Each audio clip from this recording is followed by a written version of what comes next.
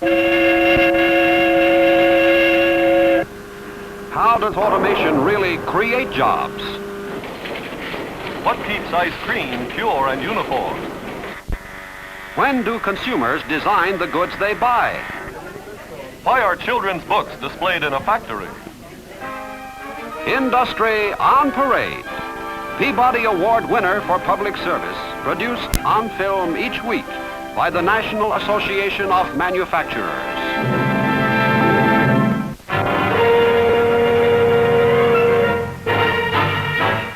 Meet some of the automatic machines which are helping fill the growing demand for quality goods at low cost. They're allowing men and women to move up to jobs requiring higher skills. And they're opening new jobs too. Jobs in firms which make the automatic machines themselves, and jobs in such growing industries as the ones that help us enjoy the leisure hours created by just such tools of automation.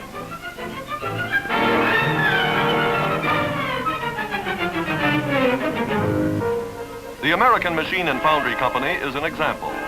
A firm that manufactures automation equipment and an increasing volume of leisure time merchandise, including the bicycles in production here at the AMF Cycle Company plant in Little Rock, Arkansas. To form rims for the wheels, a rolling machine applies pressure to a strip of steel welded into a circle. The new factory is 65% self-sufficient, depending on outside suppliers only for rubber parts, lighting equipment, rear axles, and drive chains. Everything else is made under one roof, even the tubing for the bicycle frames.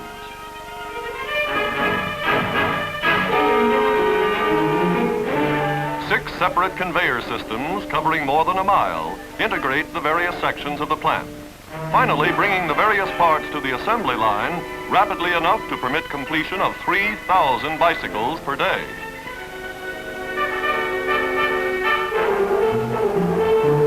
Packaged in heavy cartons, the new bicycles are quickly on their way to a growing number of adults as well as children. Adults discovering that a spin on a bike can give them a new outlook on life along with healthful exercise.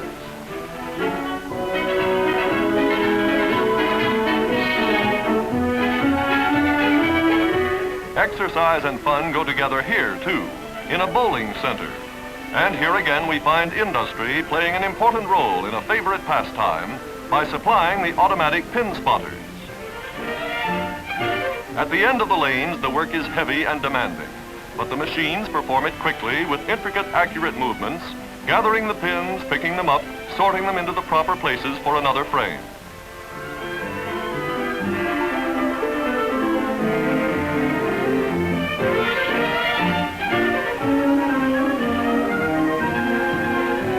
The automation that makes work more pleasant and more productive also helps us enjoy more fully the longer off-duty hours that go with America's high standard of living.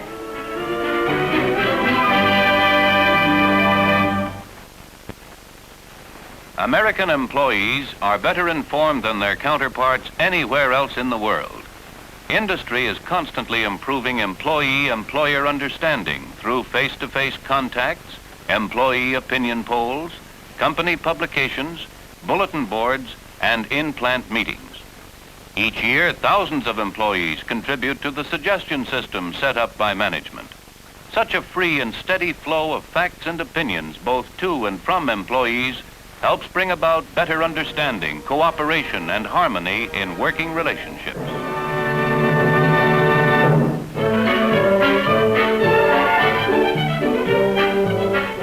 In Columbus, Ohio, a factory that makes ice cream at the rate of several million gallons a year receives its major ingredients by the tankful and pumps them inside through clear tubing, milk, cream, and liquid sugar.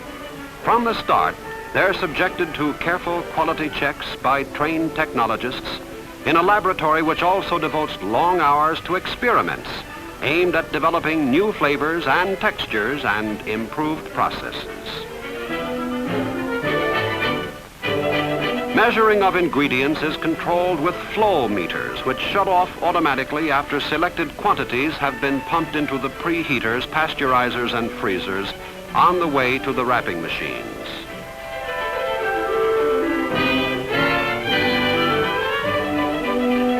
At this Borden Company plant, the ice cream is packaged while it's still soft. in machines which send thousands of packages per hour on into cold tunnels where fast freezing takes place.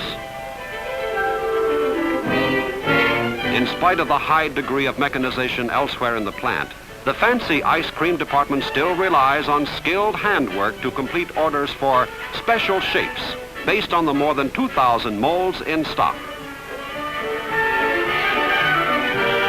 As machines go, this is the most complicated in the factory.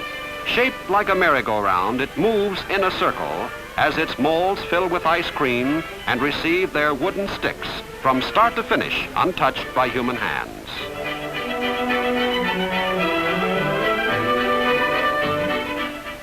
Frozen hard as they rotate, the bars next are dipped in a flavored coating, and finally, the same machine drops the bars into their individual paper wrappers. From here, they'll move on to a packing station.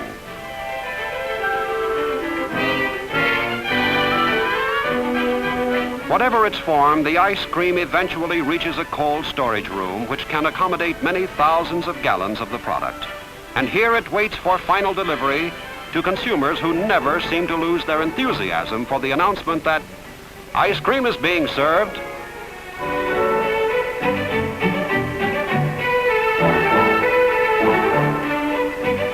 Once produced laboriously, a little at a time, only on special occasions, now ice cream is made abundant throughout the year at low cost by modern factory methods.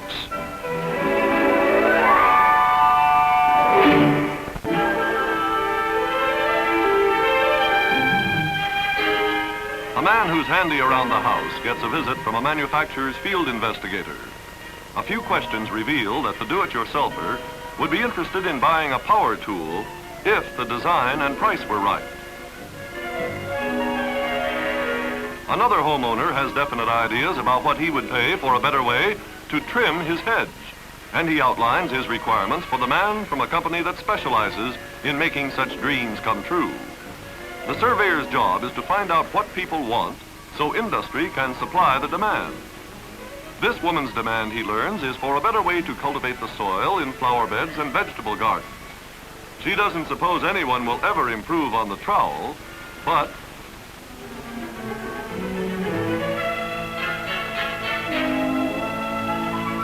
houses under construction are visited too by an interviewer who seeks out professionals as well as amateurs.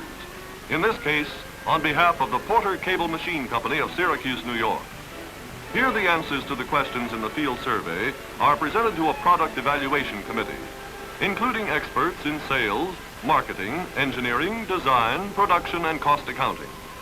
The committee's job is to determine which of the ideas will form the basis for a useful new product or an improvement on an old one.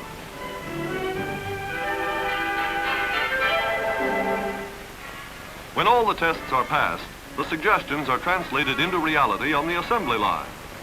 Of course, many never reach this stage, having been rejected as impractical by the committee or later by the development engineers. But many consumer-inspired designs are successful, as in the case of this electric router, designed to fit the specifications outlined by the many do-it-yourselfers whose opinions the surveyors reported. Now it passes a final test. A product supplied to meet a specific demand, uncovered through a systematic development program that started in home workshops and ultimately ends there with delivery of a completed tool.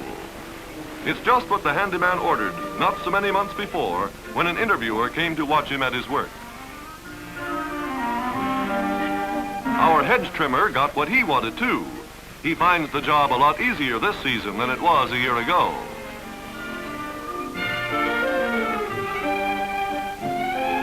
And the housewife finds industry can indeed improve on the strength-sapping trowel.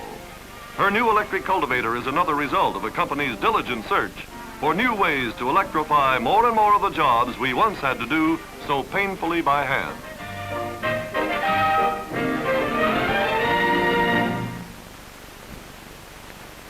We Americans possess a priceless ingredient, which is at a premium in today's troubled world. That ingredient is faith. Faith inherited from our forefathers who forged a nation out of a wilderness. America's unshakable faith in God and country enabled us to build a nation of free men and women. No one from within or from without will ever destroy this nation if we strengthen our faith in our spiritual, political, and economic way of life.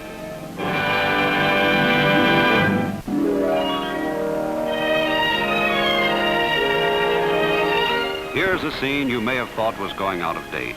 At his home in Gallatin, Tennessee, James Walker opens a book and reads aloud to his children. It's a treat that's repeated nearly every evening in this house. As soon as Dad completes his shift at a factory, that's giving an economic lift to the quiet farming community of Gallatin. This is one of the many new plants being built in similar small towns across the nation. It's a part of Yale and Town Manufacturing Company's Lock and Hardware division.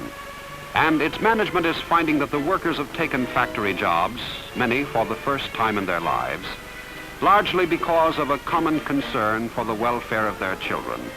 They want the youngsters to amount to something, to do well in life. Yes, they'll tell you it's for the kids. Taking its workers' interest in the future of the younger generation as a cue, the company has initiated a special program for preschoolers whose parents work here.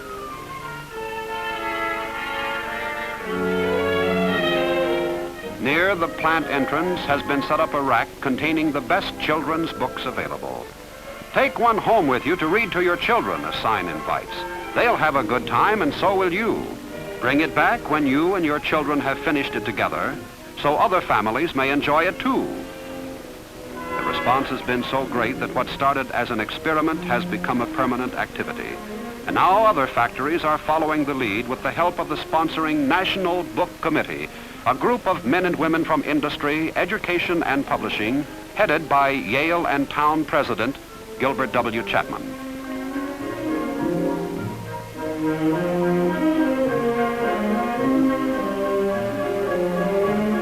When the day's work is done, the plant's personnel takes home books for the children, who now usually greet their parents with an eager, "Read to me." By introducing more children to more and better books, the program helps start them off in life with the knowledge that reading, like sports, is both a challenge and a delight, that books are associated with pleasure, not with drudgery. The program also shows that fathers, as well as working mothers, are enthusiastic about the reading aloud idea. They discover the sharing of a story with their preschoolers helps establish a closeness between parent and child that develops a strong sense of well-being throughout the entire family. And so, as the stories often say, they lived happily ever after.